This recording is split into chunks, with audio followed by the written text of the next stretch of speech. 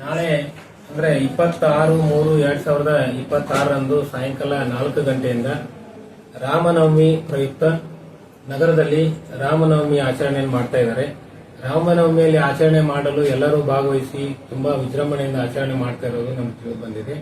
ಆದ್ರಿಂದ ರಾಮನವಮಿ ಮೆರವಣಿಗೆ ಸಾಗುವ ರಸ್ತೆಗಳ ಮೂಲಕ ಕಾಳಿ ಗಲ್ಲಿಯ ಆಂಜನೇಯ ದೇವಸ್ಥಾನದಿಂದ ಬಸವೇಶ್ವರ ದೇವಸ್ಥಾನದಿಂದ ಬಸವೇಶ್ವರ ದೇವಸ್ಥಾನದ ಕಮಾನ್ವರೆಗೆ, ಆ ಕಮಾನ್ದಿಂದ ಮತ್ತೆ ಗಾಂಧಿ ಸರ್ಕಲ್ ವರೆಗೆ, ಅಲ್ಲಿಂದ ಬಸವೇಶ್ವರ ಸರ್ಕಲ್ ವರೆಗೆ, ನಂತರ ಸದಾನಂದ ಮಠದವರೆಗೂ ಮೆರವಣಿಗೆ ಸಾಗಲಿದೆ.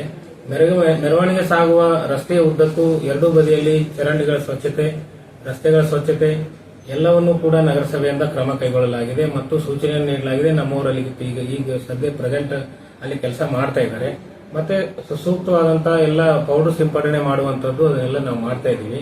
ಸಾರ್ವಜನಿಕರಲ್ಲಿ ವಿನಂತಿ ಮಾಡಿಕೊಳ್ಳೋದು ಒಂದೇ, ಮೆರವಣಿಗೆ ಮತ್ತು ಇನ್ನಿತರೆ ಹಬ್ಬಗಳು ಆಚರಣೆ ಆಗ್ತಾ ಇರೋದ್ರಿಂದ ಯಾರು ಕೂಡ ಪ್ಲಾಸ್ಟಿಕ್ ಅನ್ನಾಗ್ಲಿ ಹಾಳಿಗಳನ್ನಾಗ್ಲಿ ರಸ್ತೆ ಮೇಲೆ ಚೆಲ್ಲ. ಉತ್ತರ ಕರ್ನಾಟಕ ನ್ಯೂಸ್, ಇದು ಕನ್ನಡದ ಉಸಿರು.